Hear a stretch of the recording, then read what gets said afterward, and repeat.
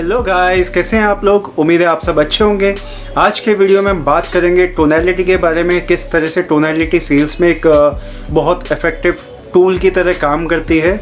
और अगर आप प्रॉपर तरीके से टोनैलिटी को यूज़ करते हैं तो आप अपने सेल्स पिच को बेटर बना सकते हैं। साथ ही साथ आप सेल्स प्रोसेस को भी ज़्यादा एंगेजिंग बेटर बना सकते हैं बाय यूजिंग योर टोनैलिटी। तो इसीलिए ये टोन और टोनैलिटी को समझना बहुत ज़रूरी है। तो गाइज़, इसी के बारे में हम बात करेंगे आज इस वीडियो में। तो ये टॉपिक है मेरे book Pep hack mastering the art of selling से। तो गाइज़, शुरू करते हैं आज का video. Let's get started. Guys, जैसे कि हम देखते हैं कई बार कम्युनिकेशन के दौरान हम जो चीज़ कहते हैं या कहने की कोशिश करते हैं या हमसे जो चीज़ कही जाती है, कई बार इस तरह के कम्युनिकेशन होता है कि इन्फॉर्मेशन तो पहुंची बट क्लियर इन्फॉर्मेशन नहीं पहुंची। रीज़न भी वॉइस क्लियर नहीं थी, टोन परफेक्ट नहीं थी, या एक्सप्रेशंस जो वॉइस के थे, वेरिएशंस जो वॉइस के थे, उस वजह से कुछ वर्ड्स या कुछ सेंटेंसेस में कुछ क्लैरिटी ना होने की वजह से जो एग्जैक्ट कम्युनिकेशन करने का पर्पस था वो फुलफिल नहीं हो पाया। तो गाइस, इसीलिए टोन या टोनैलिटी का एक बहुत इम्पॉर्टेंट रोल है कि आप किस तरह से टोन को यूज़ करके जो आप कहना चाहते हैं उस पॉइंट को कितनी इम्पोर्टेंस देना चाहते हैं, किस चीज़ को हाईलाइट करना चाहते हैं, किस चीज़ को लो करना चाहते हैं, पिच, वो सब आपको हेल्प करेगा टोनैलिटी में। गाइस, सबसे पहले हम समझेंगे कि टोन क्या है या टोनैलिटी क्या है। अगर हम सिंपल वर्ड्स में कहें तो टोन या टोनैलिटी साउंड है जो आप कुछ बोलते हैं उससे जो प्रोड्यूस होती है साउंड, वो आपकी टोन या टोनैलिटी है। ये काफ़ी हद तक इम्पैक्ट करती है कई सारे फैक्टर्स पे, जैसे आपका मूड कैसा है, आप किस सिनेरियो में हैं, किस सिचुएशन में हैं, और आपकी अपब्रिंगिंग किस तरह की है, या आपका जो उस सिचुएशन में चीज़ों को परसीव करने का, अंडरस्टैंड करने का नज़रिया है वो कैसा है, आपकी स्टेट ऑफ माइंड कैसी है। अगर आपकी स्टेट ऑफ माइंड क्लैरिटी के साथ है तो आपका टोन भी ज़्यादा क्लियर होगा। अगर आप कंफ्यूज्ड हैं तो कंफ्यूज सिचुएशन में जो आपका कम्युनिकेशन होगा, टोन होगा, वो भी उसी टाइप साउंड करेगा कि आप कंफ्यूज्ड हैं, या आप किसी और तरह के स्ट्रेस या टेंशन में हैं तो वो आपकी टोन में रिफ्लेक्ट करेगा कि किस तरह की सिचुएशन में आप हैं। तो इसीलिए ज़रूरी है कि आप अपने टोन को थोड़ा वर्कआउट करें इस तरह से कि आप सिचुएशन के अकॉर्डिंगली थोड़ा सा मैनेज कर पाएँ, थोड़ा सा टोन को आप जो है एडजस्ट कर पाएँ डिपेंडिंग ऑन सिनेरियो, सिचुएशन, और आप उसको अपने पॉजिटिव इम्पैक्ट के लिए यूज़ कर पाएँ। गाइस, अब हम समझने की कोशिश करते हैं कि किस तरह से आपका टोन या टोनैलिटी जो है आपके स्पीच को अफेक्ट करता है। तो सबसे पहले हम समझते हैं कि पिच को।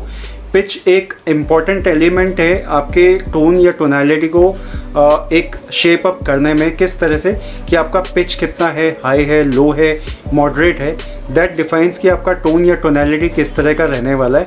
Second is clarity. क्लैरिटी जितनी ज़्यादा रहेगी उतनी टोन आपकी बेटर होगी। Third is volume. Volume is आपका मूड उस समय कैसा है या किस तरह के आप वॉल्यूम यूज़ कर रहे हैं। It could be aggressive, it could be moderate, it could be calm and sober, it could be joyful. आप किस तरह का मोड यूज़ कर रहे हैं वहाँ पे, that depends. And fourth is pace. Pace is the speed. अगर आपकी स्पीड ज़्यादा फास्ट है तो it would be difficult to understand सामने वाला क्या किस तरह से परसीव करेगा, किस तरह से समझेगा, उसके लिए डिफ़िकल्टी होगी। वॉल्यूम अगर स्लो होगा और नॉर्मल होगा, नॉर्मल या स्लो रहेगा तो इट वुड बी इजी। अगर बहुत ज़्यादा स्लो हो जाता है then again that is also a distractor कि सामने वाला जो है धीरे धीरे करके इंटरेस्ट लूज़ करना शुरू कर देगा। तो इसीलिए परफेक्ट बैलेंस बनाना इन चारों पॉइंट्स को बहुत ज़रूरी है। इन चारों चीज़ों को अगर आप परफेक्टली बैलेंस करके अपने टोन के साथ यूज़ करते हैं तो it creates an more impactful tone of yours. Guys, अब हम बात करेंगे डिफरेंट टाइप्स ऑफ टोनैलिटी, कौन कौन से टाइप की टोनैलिटी होती है। तो first one is emphasizing. First जो है एम्फेसाइजिंग, इसका मतलब ये होता है कि हम किसी को जब वेटेज ज़्यादा देते हैं तो हम एम्फेसाइजिंग टोन यूज़ करते हैं, या ये कहें कि हम किसी को जब इम्प्रेस करने की कोशिश करते हैं तो उस टाइम पे हम जो टोन यूज़ करते हैं वो एम्फेसाइजिंग होती है। तो हम वेटेज दे रहे होते हैं सामने वाली पार्टी को ज़्यादा। Second is neutral. न्यूट्रल जो टोन होती है वो नॉर्मली हम डे टू डे कम्युनिकेशन में या नॉर्मल कम्युनिकेशन में यूज़ करते हैं, जहाँ हमें किसी को इम्प्रेस करने की ज़रूरत नहीं होती या जहाँ पे हमें किसी को कमांड करने की ज़रूरत नहीं होती। तो फ्लैट कम्युनिकेशन होता है, वहाँ नॉर्मली न्यूट्रल टोन यूज़ होता है। Third one is commanding. Commanding tone हम तब यूज़ करते हैं जब हम किसी को कमांड कर रहे होते हैं या काइंड ऑफ ऑर्डर दे रहे होते हैं, तो उस तरह के सिनेरियो में हम कमांडिंग टोन यूज़ करते हैं। It is kind of more aggressive.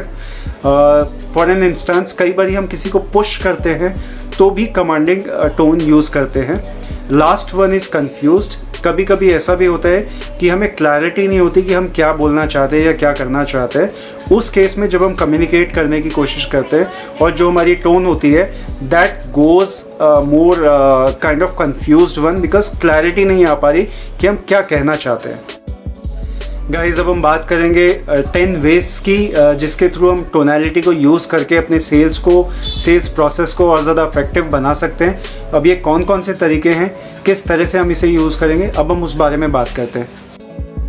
Guys, first point है स्कैरसिटी। इसका मतलब ये है कि सेल्स में कई बारी इस तरह से कम्युनिकेशन किया जाता है पोटेंशियल क्लाइंट के साथ कि उसको ये लगे कि product and services which company is offering या सेल्स पर्सन इज़ ऑफरिंग वो स्कैर्स है, तो उसको एक्शन लेना इमीडिएट बेसिस पे ज़रूरी है, अदरवाइज़ वो प्रोडक्ट एंड सर्विसेज किसी और को मिल जाएगा।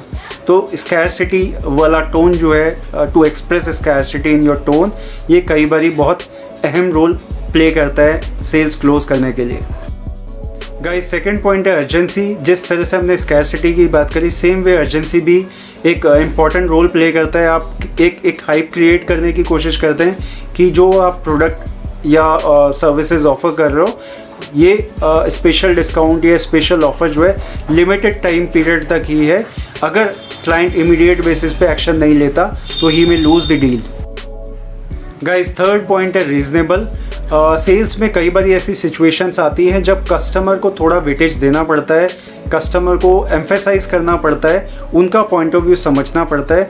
तो उस टाइम पे जो हम कम्युनिकेट करते हैं या जो टोन यूज़ करते हैं एक्सप्रेस करने के लिए अपने कम्युनिकेशन को, that is kind of reasonable one. Guys, fourth point है absolute clarity. That means understand your client well. तो जब आप कम्युनिकेट करते हैं प्रॉपर वे में, clarity of tone, clarity of sound, clarity of voice रहता है, तो आप बेहतर तरीके से चीज़ों को समझ पाते हैं, क्लाइंट को समझ पाते हैं, उसकी नीड्स एंड रिक्वायरमेंट को समझ पाते हैं। तो इसीलिए ज़रूरी है कि you should have an absolute clarity of the given situation में जो कम्युनिकेशन हो रहा है। Guys, fifth point is follow empathy. That means I care about you. जब हम किसी के साथ कनेक्ट करते हैं तो हम कोशिश करते हैं कि उसको समझने की, उसके पॉइंट ऑफ व्यू को समझने की, उसके तरीके से। तो जब हम वैसा करते हैं, कनेक्ट करने की कोशिश करते हैं, हमारी टोन उस तरह से होती है एम्पैथिक वे में, तो कनेक्ट और अंडरस्टैंडिंग भी बेटर बन पाती है। Guys, sixth point है infer agreement. That means difference of opinion. Sometimes it may have the two people may have difference of opinion.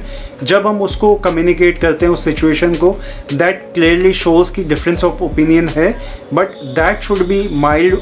इस तरह से उसको communicate करना है कि वो ज़्यादा aggressive ना हो जाए और आप उसको mildly handle कर पाएँ। Guys, seventh point is mixed statements. That means कई बार हम तीन या तीन से ज़्यादा स्टेटमेंट एक साथ भी यूज़ करते हैं, तो उस सिचुएशन में क्लैरिटी ऑफ जो वॉइस है, क्लैरिटी ऑफ साउंड है, वो रहना चाहिए। और जो हम इस तरह का जब स्टेटमेंट्स यूज़ करते हैं, मल्टीपल स्टेटमेंट्स, वो भी एक अच्छा खासा इम्पैक्ट क्रिएट करता है, बट उसमें टोन और जो वॉइस है that should be clear. Guys, eighth point is the pre supposition tone. इसका मतलब ये है कि आप अब इसी स्टेज पे पहुंच चुके हैं जब आपको लगने लगता है कि अब आप सेल्स क्लोज करने के वर्ज पे हैं। तो उस समय पे क्या होता है कि आपकी टोन थोड़ा सा चेंज हो जाती है, आप क्लाइंट के साथ एंगेज थोड़ा डिफरेंट वे में करना शुरू कर देते हैं और थोड़ा कॉन्फिडेंट फील करते हैं उस सिचुएशन में। तो आप क्लाइंट को समझते भी हैं और साथ ही साथ क्लाइंट को हल्का हल्का करके पुश करना शुरू कर देते हैं कि वो सेल्स की तरफ आगे बढ़ सके। तो ये प्री सपोजिशन टोन आपको हेल्प करती है कॉन्फिडेंस के साथ क्लोजिंग की तरफ जाने में। Guys, ninth point is I actually wish to understand. That means you want to know more about client, his requirement, needs, या उसके जो क्वेश्चंस है या उसके ऑब्जेक्शंस है, आप यहाँ वो समझने की कोशिश करते हैं. That means you try to listen the customer more, you try to inquire more from the customer. तो ये जो टोन है ये कस्टमर को ऑप्शन देती है, अपॉर्चुनिटी देती है कि वो कनेक्ट कर पाए आपके साथ में. तो आप उसको एक कंफर्ट देते हैं कि वो आपके साथ बेहतर वे में कनेक्ट कर पाए. Guys, 10th point and last point is tone of agreement. इस स्टेज पे जब आप पहुंचते हैं तो फाइनली आप सेल्स क्लोज कर रहे होते हैं या सेल्स क्लोज करने के वर्ज पे होते हैं. तो वहाँ पे आपका कॉन्फिडेंस भी बूस्ट अप हो चुका होता है, आपका कनेक्ट क्लाइंट के साथ बहुत बेहतर हो चुका होता है, क्लाइंट और आपके बीच में एक बॉन्ड काइंड ऑफ क्रिएट हो चुका होता है. तो वो जो कनेक्शन वाली टोन है, वो जो बॉन्डिंग वाली टोन है, वो आपको हेल्प करती है फाइनली सेल्स को क्लोज करने के लिए. तो गाइज, ये था हमारा आज का वीडियो मेरे book Pep hack mastering the art of selling से. गाइज, इस वीडियो को लाइक करें, शेयर करें अपनी फैमिली और फ्रेंड्स के साथ, और साथ ही साथ इस चैनल को सब्सक्राइब भी करें. तो गाइज, मिलते हैं नेक्स्ट वीडियो में. तब तक के लिए thank you, bye bye and take care.